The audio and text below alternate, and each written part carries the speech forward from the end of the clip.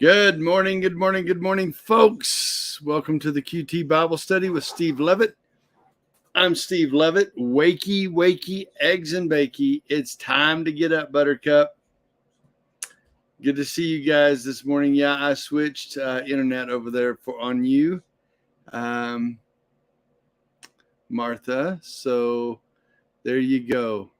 Let's see if we have enough cell service and Wi-Fi to do Bible study this morning. Good morning, Pamela. Good to see you this morning. Good morning, Facebook user, whoever you are, number 2. TikTok, you want to see what we got going on? 14 inches of snow last night. And the RV is cozy. Nice and cozy this morning. I'll show you guys in a minute. Lots of snow behind me for sure. Great service so far. Good, Pamela. Thank you. You can tell me every morning. Facebook, I'll give you guys a quick. There's not enough people on this morning. I'll share in a minute what's going on. Where is everybody this morning? It's cold in Amarillo, Debbie. Yeah. Well, 21, 22 degrees here last night. Hot in Houston. I think it's still 25 degrees outside. Can you guys see that? The glare probably. There you go. You see the snow and the trees. A bunch of mule deer passed through here not long ago. That's Colorado. It's like it just wouldn't give up without one last push. Wouldn't give up summer. It's going to be in the upper 70s this coming week. So, that's Colorado. That's how they roll up here. All right. Still not a lot of people on. Sorry, I'm having to fix that just a little bit. There we go. So we're going to wait just a minute, see if we can get everybody on. Lola, still can't see your name, but keep trying. Jamie, good morning. And Linda, Stephanie, Nancy, Sarah, good morning, good morning. Today's the most awkward, uncomfortable day of all of Bible study. It's Song of Solomon, chapter 4, and the bedroom. The bedroom. So you'll want to hang on for that. More people are coming. I'll show you guys in a minute. Once we get a few more people on, I'll try to give you a little shot out the window of the old RV. The RV stood up. 22 degrees last night. We stayed nice and cozy and comfortable in the house. It's pretty nice.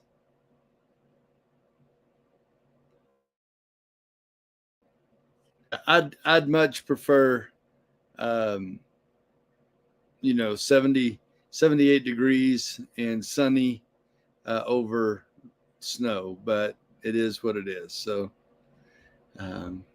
yeah, you have snow outside. Let me show you guys one more time, TikTok. Look at here.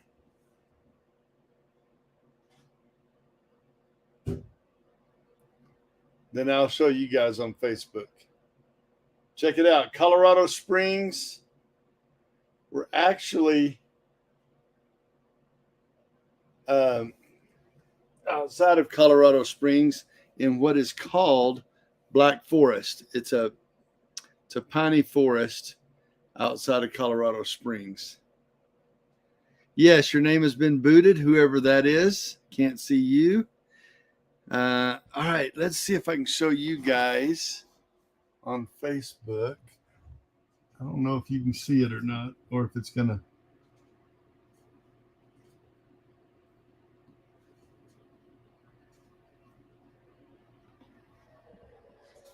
I don't know what you saw, so hopefully you can see that a little bit. Was it Jennifer that got booted? 100 degrees in New Braunfels. Yep. Nice and snowy outside. All right. Yeah, it is pretty. Beautiful.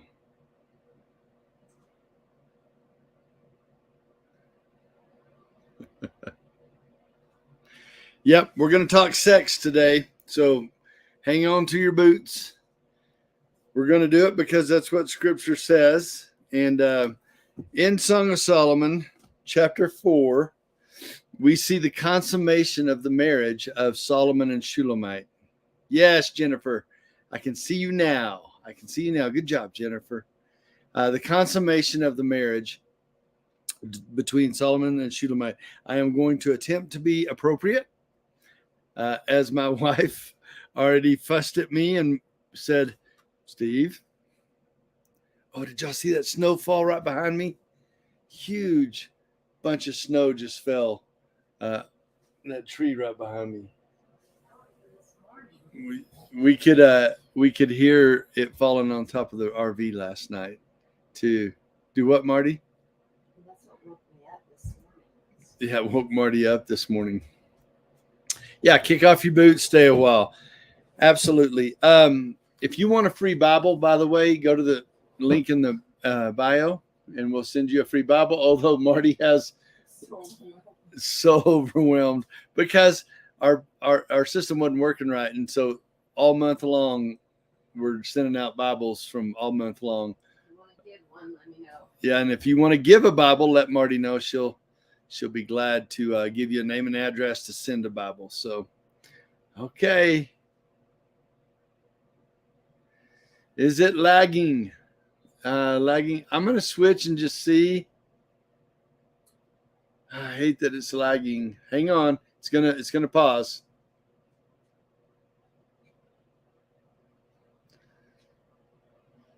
Facebook, tell me if that decreases your service. Marty, be sure and shut your phone off, okay? So no Wi-Fi. Hi, Tiffany from Crum, Texas.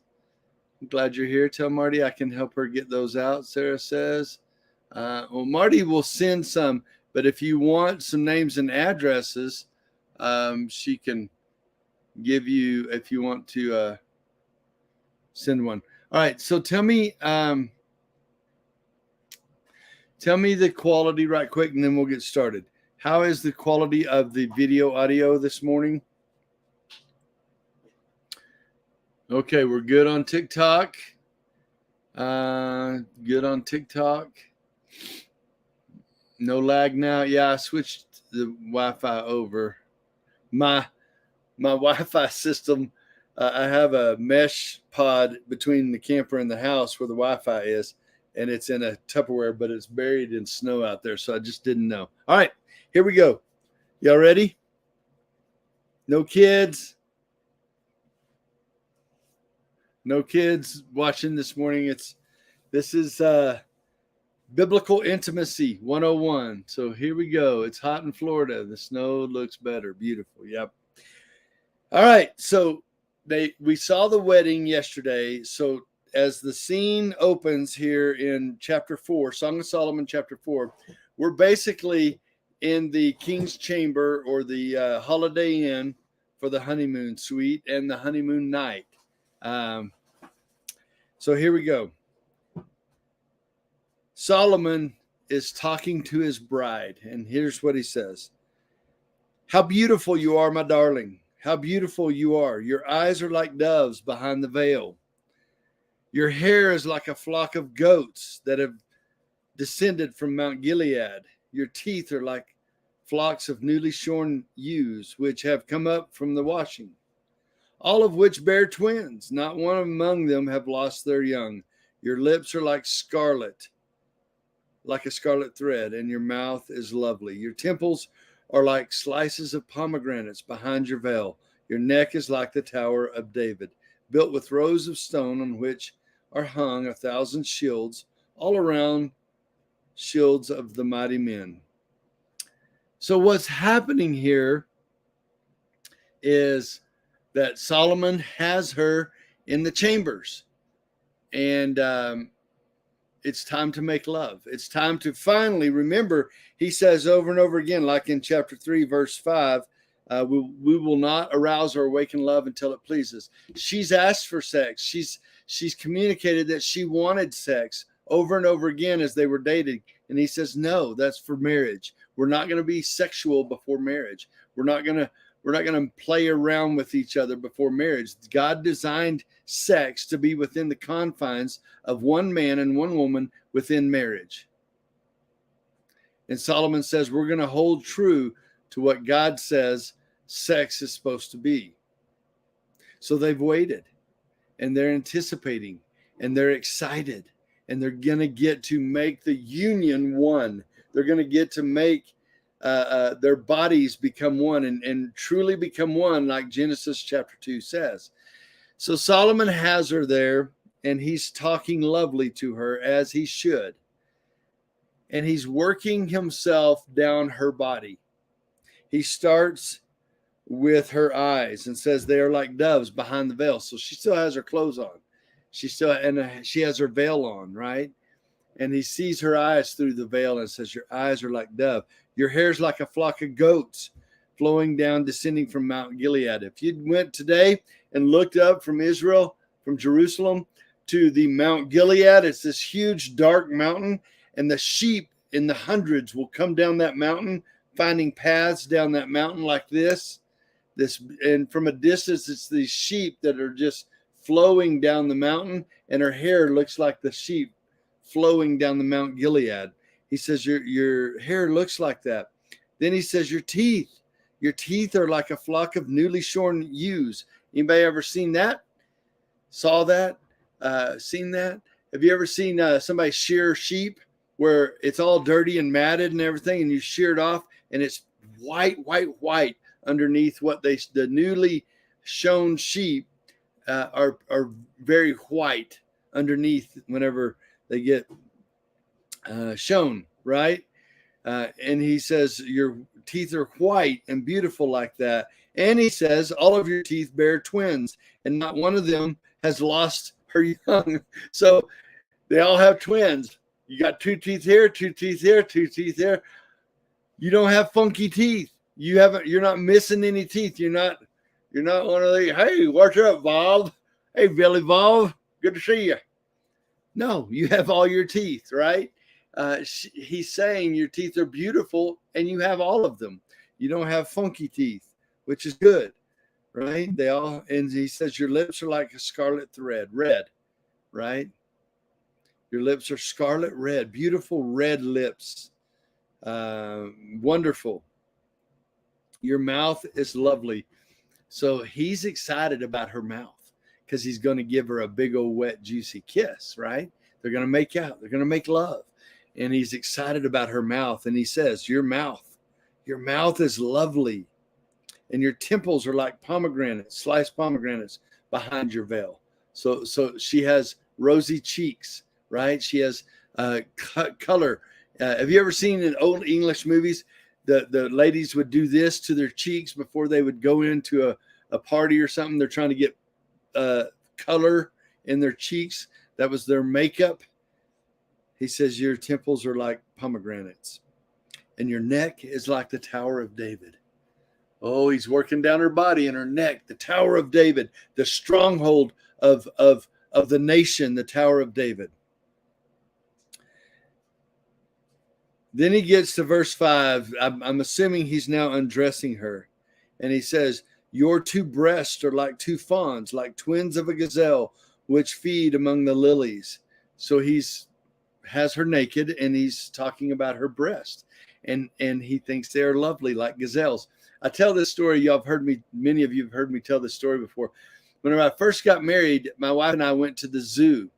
True story, really true story. And I was about to teach this as a young pastor at a church. We went to the zoo, and we got to this one pen, and my wife looks in there, and there's these 2 animals in there, kind of deer-looking animals in there, And she goes, oh, look at those. Those are so cute. That's what she said. Those are so cute. You just want to pet them. I just want to pet them. They're so cute. And I looked down at the placard and it says gazelles. True story. And it says gazelles. I know why Solomon now says gazelles here. He says, your two breasts are like two fawns, twins of a gazelle, which feed among the lilies, by the way, all night until the cool of the day, whenever the shadows flee away, until the morning. He says, I will go my way to the mountains of myrrh and the hill of frankincense, your breasts. Mountain of myrrh, hill of frankincense. All night long, I want to glory in your breasts, he says. I want to go there. They are lovely. And we don't apologize for that.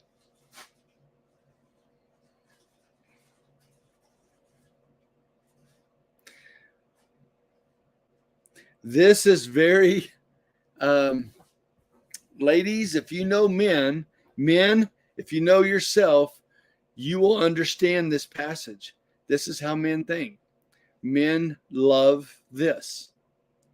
And he's saying, I love this, and I want it to go there all night long.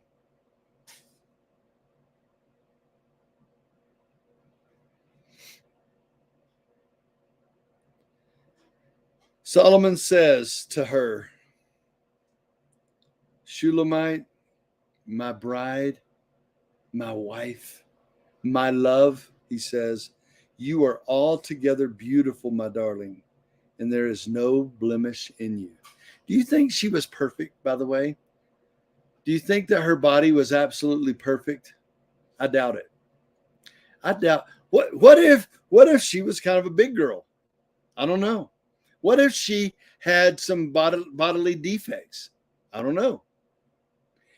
I do know that Solomon sees her as perfect, which is the way it's supposed to be. He says, you are altogether beautiful. What if she was scrawny? Maybe she was scrawny. No boobs. I don't know. No butt. Whatever. Not to Solomon. Whatever Solomon saw, he saw beauty and perfection. You are altogether beautiful, my darling, and there is no blemish in you. The reason he sees this is not because of what he sees on the outside. It's who she is on the inside that makes her outside beautiful. You ever seen a fat, ugly dude with a beautiful woman? He's either rich or he's probably a really good guy that loves her well. Matters of the heart are matters of the heart, and they compensate for blemishes. You're altogether beautiful, my darling, and there's no blemish in you. And he says to her, come with thee from Lebanon, my bride. May you come with me from Lebanon. Journey down to the summit of Amanah, from the summit of Senir and Hermon, from the dens of the lion, from the mountains of the leopards. Come with me. Let me protect you. The mountains of Senir and the lions from the mountains of the leopards. Let me take you out of danger. Let me protect you. Let me watch over you.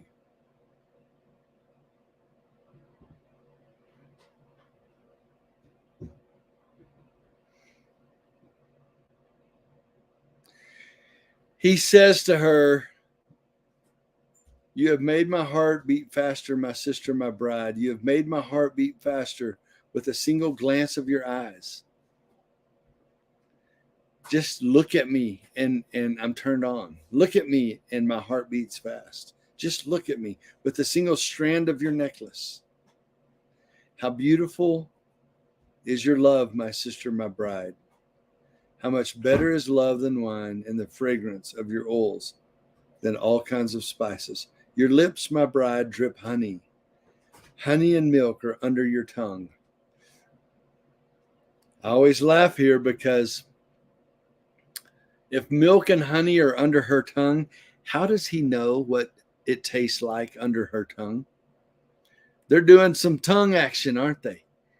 Not a French kiss. This is a Hebrew kiss. They got a little tongue action going on here. And the fragrance of your garments is like the fragrance of Lebanon. A garden locked is my sister, my bride. Let me just say, he has warmed her up. What we've seen in chapter 4, verses 1 through 12, 1 through 11. Song of Solomon, chapter 4, 1 through 11 is foreplay. He's warming her up. He's talking beautiful of her. He's touching her. He's telling her how much he loves her, how safe she can feel with him. That's foreplay. He's turning her on with foreplay. And he's doing that right here with his words. Men, sex doesn't start under the sheets. Good sex doesn't begin when you touch your wife. Good sex started way back here in how you treated her today and this morning, and how many dishes, and how you helped around the house, and how you speak lovingly toward her, how you pursued her and checked in on her and made her feel safe, how you acted yesterday and this last weekend. That's where good sex over here started, and how you treat her over here.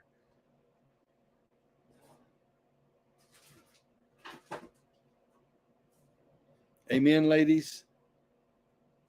And he has warmed her up. And then here we go. Hide the kids. He says, a garden locked is my sister, my bride.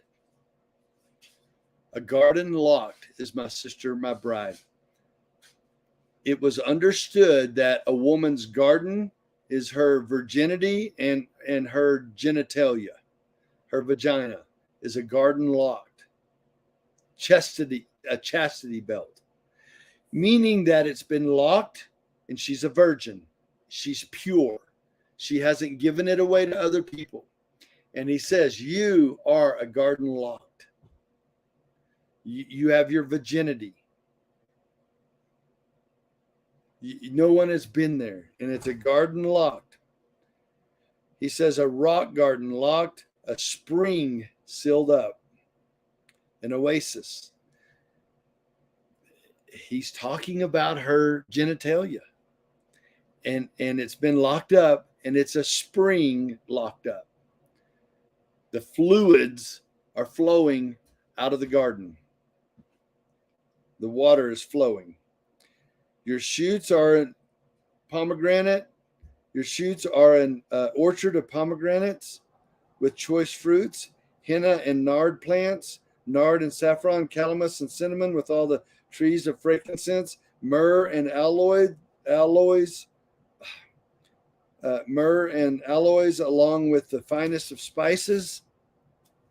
You, my Shulamite, are a garden spring, a well of fresh water, a stream flowing from Lebanon. Yes, it means exactly what you think it means. Foreplay has led her body to respond this way, her garden to respond this way, a well of fresh water and a stream flowing from Lebanon. Can we say that on TikTok? Are we going to get banned? Everybody's kind of quiet. So how does Shulamite respond to being loved this way? To feel safe, to feel encouraged, to feel loved, to feel pursued and desired and protected? What is her response? Facebook, are y'all still with me? Is anybody still watching? Has everybody left? I don't know. She responds in verse 16. Uh-oh. They're saying, let's be respectful. This is a Bible study. I'm sorry if TikTok's getting ugly. She responds and says, she's all worked up. Awake, O north wind. Remember Remember what Solomon said to her over and over again. We will not arouse or awaken love until she pleases. Now we pleases, right? Now we can please. And she says, awake, no more quiet, no more shut down, no more reserved. We're married now. Awake, north wind. And come, wind of the south, make my garden breathe out its fragrance. Let its spices be wafted abroad. May my beloved come into his garden and eat its choice fruits. Yes, it means exactly what you think it means. Your mind is not in the gutter. Your mind is believing exactly what she says and what it means. Use your imagination. This is the most erotic verse in the Bible. God designed erotic. God designed sexuality. God designed arousal. God designed lovemaking and the beauty and the pleasure and the senses and the wonderfulness of lovemaking. And he designed your body to optimize that experience. He designed you. I don't know, Shelley. He designed your body to optimize that experience. Think about, tell me evolution works. It doesn't. This has to be created. Think about when God says in the very beginning of creation, two shall become one. Oh, and by the way, I made your bodies to fit together so that two become one. And for it to be pleasurable, for it to be lovely. First of all, two bodies fit together like puzzle pieces. Secondly, bodily fluids flow so that that experience is comfortable. Thirdly, he will rise to the occasion from arousal. Think about all the things that go into two people making beautiful love. It is an incredibly complex and amazing design of human body that two bodies fit together through erection and arousal and fluids and all that stuff in this amazing way that God designed. God made it that way. And it's amazing the beauty of two bodies fitting together. And and she says, she's asking him to perform oral sex on her right here. And she's saying, awake, I'm done waiting. I do believe that God designs whenever good girls get married, whenever kind of innocent girls get married, they really struggle sometimes. Many of you ladies watching right now will say, yes, sex feels dirty, or sex with my husband of 10 years, 20 years, sex still feels dirty, or creative sex or oral sex or whatever feels wrong or dirty, or like I'm doing something bad, or like it's yucky, or like my garden is yucky. Women will say, my garden is yucky, that no good things happen there, all these other things. One of the problems I see in marriage counseling is women who aren't able to make the shift from singlehood to what God designed marriage and sexuality to be. Mentally, emotionally, physiologically, we are supposed to shift. Ladies, you're supposed to shift into this. Awake. Woohoo! Let's go. It's good. It's blessed by God. It's wonderful. Not the way it was. It's dirty. It's yucky. It feels wrong. Bad girls do those things. All that stuff. We're supposed to shift out of that mentality when you get married, as you are spiritually mature enough to know that it's a good thing. The shift is a positive thing. The shift means that I can think like this with a clean heart, with an excited heart. In fact, God designed it that you would think like this. Ooh, someone's calling. That it would awake, north wind, come wind of the south. Make my garden breathe out its fragrance. Let its spices be wafted abroad. May my beloved come into his garden. She calls herself his. May you come into your garden. She goes, what I have is yours. She's calling it his. She's offering her body to him, saying, it's yours. I offer myself to you. Come into my garden and eat its choice fruits. And then lastly, chapter 5, verse 1, the lovemaking is over, and Solomon says, I have come into my garden, Mr. My bride. I have gathered my myrrh along with my balsam. I have eaten my honeycomb and my honey, and I have drunk my wine and my milk. My. He says that they've unified the marriage now. They're one. They've had sex. They're laying in bed going, whoo, that was great. All that stuff. And we see in 1 Corinthians 7, it says, my body is not my own. Husbands, your body is not your own. It's your wives. Wives, your body is not your own. It's your husband's. Don't be selfish with that. You're supposed to give of that. You're supposed to relinquish that to your spouse. It only works, though, whenever your spouse creates safety. Men, she has to feel safe. It can't be selfish. It can't be taken. She has to feel safe, and she needs to enjoy it, just like you do. It's the way it's supposed to work. And does God want this kind of intimacy in your marriage? Well, the end of verse 5, chapter 1, verse 5, God speaks, and he says to this couple, as they're laying there breathing hard after sex, he says, eat, my friends, drink and imbibe deeply, O lovers. Not for procreation, not just for sex, not just for babies. Eat, friends, drink and imbibe deeply, O lovers. He blesses their union. He was in the room with them, and he blesses them and says, good job. Enjoy. I made you that way.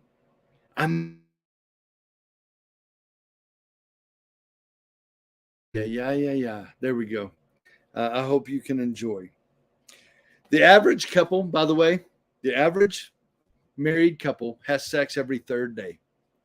The average married couple has sex about every third day, and it's pretty normal average sex on the most part. Some couples have sex because he really needs to, and she has mercy on him and says, I know you need to. I'd rather not, or I'm tired, but I know it's important to you. And they have wonderful sex. Sometimes they both are interested and feel like it's good. They both enjoy it and have sex. Sometimes she's interested, rarely, but more commonly, men want more sex than women. So about every third day, a man's body builds up the fluids. Y'all see that snow dropping behind me? That's pretty cool. A man's body builds up fluid and triggers him to need release. Y'all have sex. He's great. Everybody's good. He feels good for a day or two. Then about 3 days later, that fluid builds back up again and makes his body uncomfortable, wanting release again. That's why most couples cycle on about every third day. That's what's most common. That's what most men need. It's more than most women want. It's less than most men want. And so couples tend to meet in the middle and compromise in the middle. And so the average couple has sex about every 3 days. All right. I'm done. There you go. Sexuality is blessed by God and beautiful and lovely. Let me close this in prayer, and I will answer any questions. I'll show you guys the snow one more time. I'll get you up close where y'all can see the snow. Let me close this in prayer. Lord, thank you for today. Thank you for loving us, and thank you for sexuality. Lord, thank you that you created sex, Lord, and no pornography can top how erotic you made sex to be. You are the creator of arousal. You are the creator of sexuality. And I pray, Lord, that we could live marriages that are sexual, the way you designed it to be, a union and a worship to you by two people exemplifying their marriage through oneness in the body. Lord, help us to not be ashamed or afraid or embarrassed or selfish or anything else. Lord, I pray that our marriages would carry out what you designed marriage to be in the area of the bedroom. Thank you for loving us and making us so wonderfully complex. For it's in Christ's name we pray. Amen. All right, Facebook, are you guys still there? I don't know if you're still there or not. I'm going to show you guys outside one more time. See the snow? TikTok, I'll answer questions and show you guys in just a second. Can you guys see that?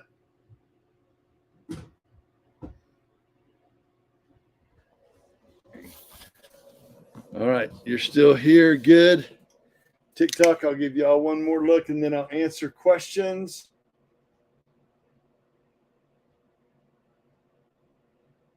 Beautiful Colorado Springs snow, late spring snow. All right, what questions do you guys have? What comments? I'll look at TikTok and Facebook. And Colorado Springs, actually outside of Colorado Springs,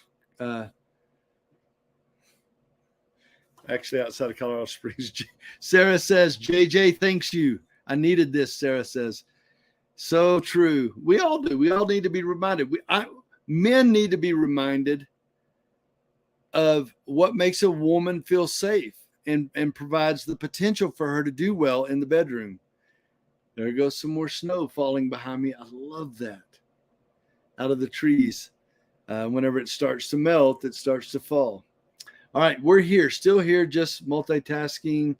All right, TikTok, I'm all yours. All right, what questions? I sent a question, but I couldn't type it all in one. All right, Crystal, send another question. You can send it in a couple of ways, and I'll try to catch it. You must be high up. Here in Black Forest, we're about 1,000 foot higher than Colorado Springs. We're at 7,500 feet. 7,500 feet here in Colorado, in Black Forest. Colorado Springs is about 65. So, is asking if you can only be married by God or a priest. I don't know what that means exactly. Do you have to have a priest to marry you? No. Anybody that has a heart for God, anybody that everyone agrees is a person that is a Christian who honors and loves God can marry you. I don't think it has to be something particular. God sees two people's hearts, not necessarily the ceremony. Can I be married by priest, and can I be married just by priest and God? Well, you can be married by a priest and God, yes, but I don't know if you mean only. Without legal paperwork. Well, Crystal, there's a lot of people with a lot of different. You're asking if you can be legally married or not, or just by. If you've married by a priest, then you're legally married. I do think that it is right to honor society, and it's kind of like a baptism that is a public display of your Christianity. I think a legal marriage is a public declaration of your loyalty to one another, and not kind of a hiding it or for other reasons. There are some conditions that are different, and I get that. So I don't have a biblical answer for you there. I think it's appropriate and right to be married legally and spiritually, in my opinion. I'm thinking the question is common law marriage. Yeah. I don't really agree with common law marriage. Although I think if I was deserted on an island and met a woman there and we decided to call ourselves married, I think that would be.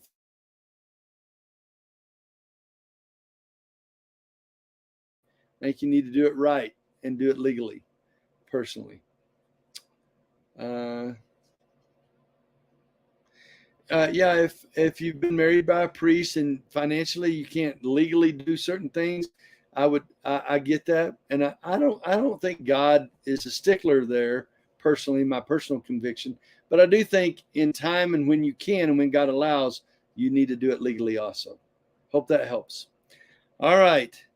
Pamela says, I wish I'd understood all of this as a young married woman. It would have made a major difference, and my parents were worshiping God as they should have and teaching me as a young lady what that meant. Yeah.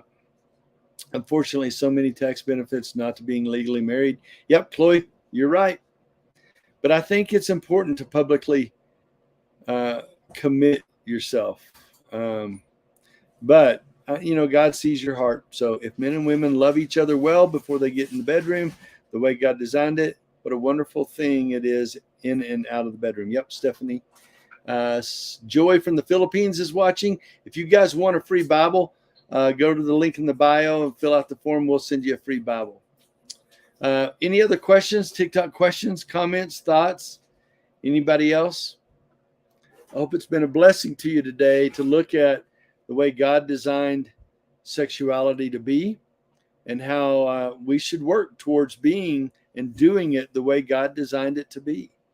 Don't be content that, well, we're just bad in this area or we struggle in this area. It's unacceptable. I don't think that's the way God designed it. So I don't think you should just be content. 1 Corinthians 7 says, do not stop having sex only for a short time for prayer and fasting, then come back together quickly so that Satan doesn't get a foothold in your marriage. I've watched it over and over again. Whenever a couple stops having sex, Satan gets a foothold in their marriage. You need to be intimate in your marriage. And if you can't, or there's problems, you need to figure out how to fix that and be sexual and intimate in your marriage. You're welcome, Martha. You're welcome. Crystal says, one more, please. Yeah, Crystal, ask away. Wow, interesting. God blessed. Song of Solomon. Yep. Doing it constantly is serving your spouse and protecting consistently and protecting your marriage. Amen. Whoever said that. Always a good reminder. More important, we realize it is so much more important, not just for him because he wants it, for the marriage, for the health of the marriage, for the unity and oneness of the marriage. It's important. Yes. I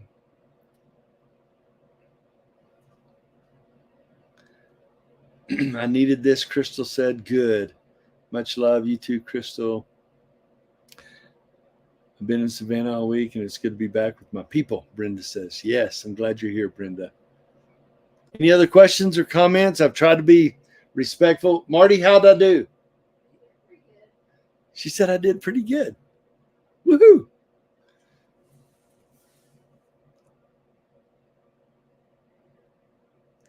All right. Anything else?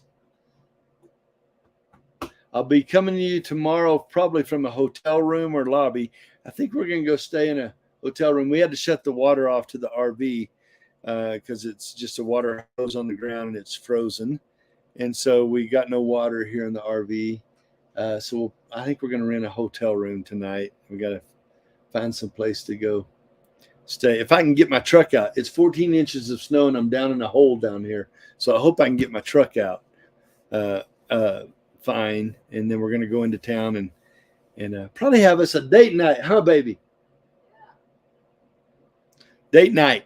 Song of Solomon date night.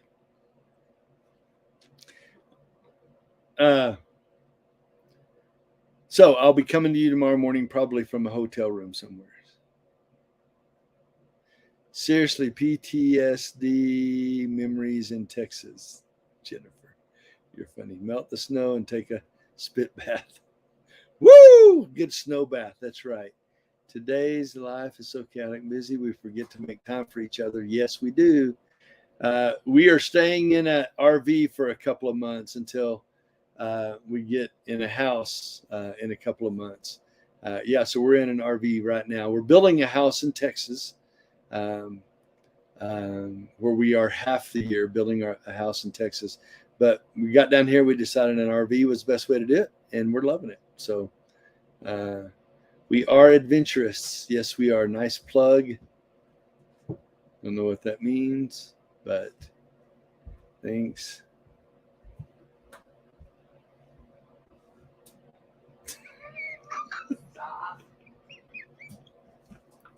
didn't do anything. Did I do anything? I saw that. Marty says, I saw that look. Oh, there's so much that I just can't talk about, right?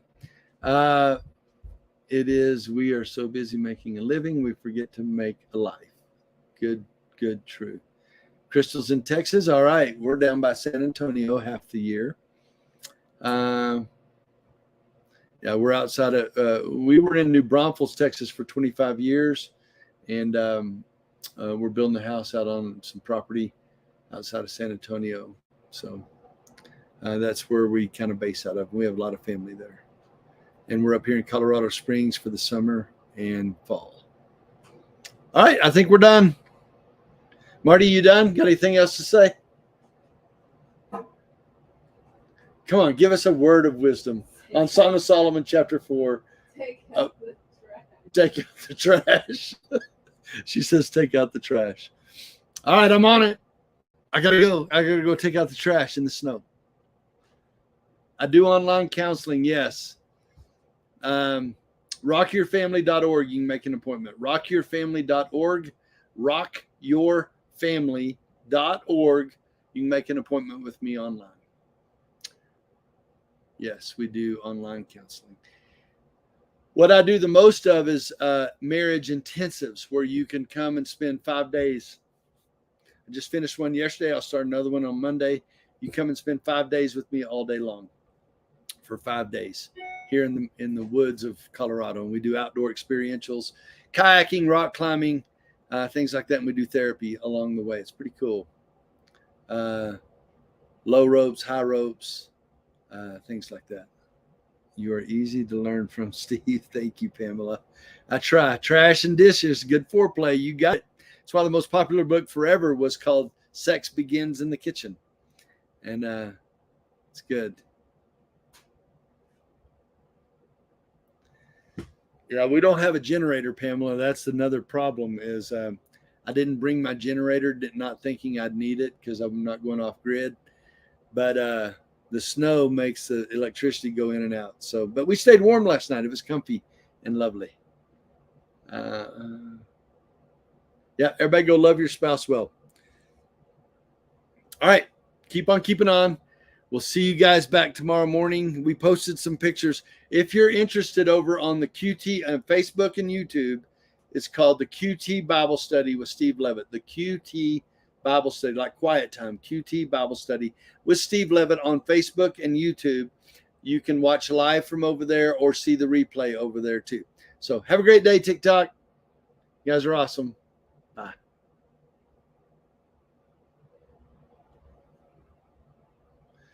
Facebook.